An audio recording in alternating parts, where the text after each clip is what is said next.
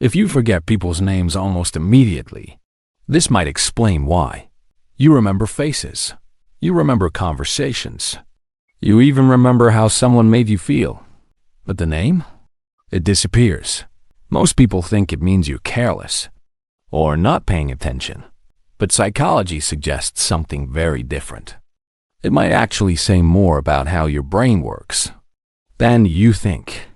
And if you're curious about what that means and how your mind really works, consider subscribing. That's exactly what we explore here. So let's take a closer look at what's really happening behind this. 1. Your brain prioritizes meaning over names. When you meet someone new, your brain is doing more than you realize. It's not just listening, it's observing. Their facial expression, their tone of voice, their body language, the subtle emotional signals they give off. All of this happens almost instantly. And in that moment, your brain has to decide what matters most. For many people, especially those who are more perceptive or emotionally aware, the brain prioritizes meaning over labels. A name is just a label. It doesn't tell you who the person is. It doesn't tell you how they feel. It doesn't help you navigate the interaction. So your brain focuses on what feels more important: the emotional atmosphere, the energy of the interaction, the unspoken cues, and the name becomes secondary. Not because you don't care, but because your brain is already busy trying to understand something deeper. 2. Social interactions overload your attention. Meeting someone new might seem simple, but cognitively, it's actually quite demanding. In just a few seconds, you are trying to make a good impression, reading the other person's reactions, thinking about what to say next, monitoring how you come across, all at the same time. This creates something psychologists call attentional load. Your working memory has limits. It can only hold a certain amount of information at once. So when too many things happen simultaneously, something gets dropped. And very often, it's the name, because names are abstract. They don't connect to anything meaningful yet. So your brain doesn't fully encode them. It hears the name, but it doesn't store it deeply enough to retrieve it later. 3. Names don't anchor easily in memory. There's another reason names are easy to forget. They lack context. When you hear a name for the first time, it's just a sound. It doesn't have a story attached to it. It doesn't have emotional weight. It doesn't connect to anything familiar. In contrast, faces are rich with information. They are visual. They are processed by specialized regions in the brain. They carry identity, emotion, recognition. So your brain naturally holds on to faces more easily. Names require effort. They need repetition, association, or context to stick. And in fast-moving social situations, that effort often doesn't happen. So the name fades. Not because your memory is weak, but because the information was never deeply encoded in the first place. 4. You might be focused on doing it right. Sometimes, forgetting a name has nothing to do with distraction. It's the opposite. You might be too focused. You're thinking, am I saying the right thing? Am I being polite? Do I sound confident? Am I making a good impression? This internal dialogue takes up mental space. So when the name is introduced, your attention is divided. You hear it, but you don't fully process it. And later, it feels like you forgot.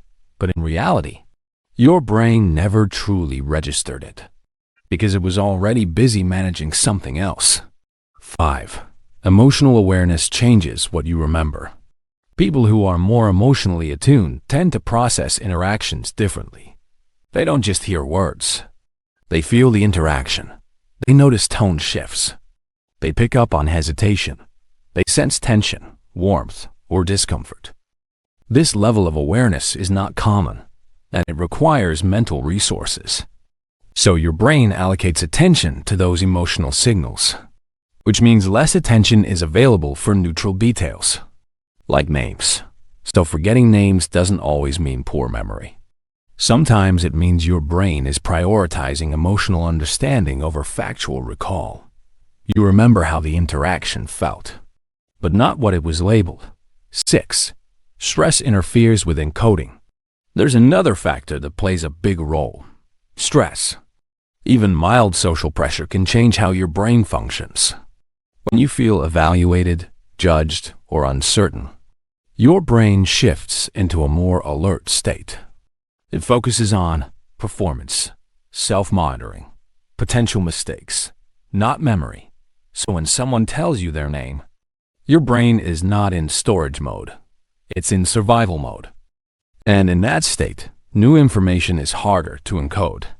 This is why people often forget names in first meetings, group settings, professional environments, but remember them later in more relaxed situations, because memory works better when the mind feels safe. 7. It's not about caring, it's about processing. One of the most common misunderstandings is this: if you forgot my name, you didn't care enough. But psychology suggests otherwise. Forgetting a name is rarely about care. It's about attention. It's about cognitive load. It's about how your brain processes information in real time. You can be fully engaged in a conversation. You can genuinely like the person. You can be emotionally present and still forget their name, because your brain chose to focus on connection instead of storage. 8. Your cognitive style may be more meaning-oriented. When you step back and look at the pattern, something becomes clear. People process the world differently. Some are detail-oriented. They remember names, dates, and exact information easily. Others are meaning-oriented. They remember feelings, patterns, impressions. They understand dynamics more than details. If you often forget names, it may not be a weakness. It may be a reflection of your cognitive style. Your brain is wired to understand the why and the how, more than the what. And in many situations, that's a strength. But like all strengths, it comes with trade-offs. 9. Forgetting names is a side effect, not the core issue. When people say, "I'm bad with names," they're often focusing on the surface. But the deeper pattern is not about names. It's about attention. It's about how your brain allocates its resources. It's about what it decides is important in a given moment. Names just happen to be the thing that gets dropped. So instead of seeing it as a flaw, it can be seen as a signal of where your attention naturally goes. Toward meaning, toward emotion, toward understanding. And once you see it that way, it becomes less about frustration and more about awareness. 10. What this quietly reveals about you. When you forget names easily, it might reveal something subtle. Your mind is not passive. It is selective. It is constantly choosing what to focus on, and often it chooses depth over detail, connection over data, understanding over memorization. That doesn't make it better, but it doesn't make it worse either. It just makes it different. And sometimes, understanding that difference changes how you see yourself. One of the biggest misconceptions about forgetting names is that it means you weren't paying attention. But in many cases, it means you were paying attention to something else, something deeper: the tone in their voice, the way they responded, the feeling in the interaction. And maybe that says more about you than simply remembering a label ever could. Because the truth is, your mind is not forgetting randomly. It's choosing, quietly deciding what matters and what doesn't stay. And sometimes that choice reveals a mind that values meaning over memory, connection over detail. If this felt familiar, you're not the only one. And if you've ever wondered how many of your habits are actually patterns your mind learned, not flaws you were born with, you might find the next video interesting.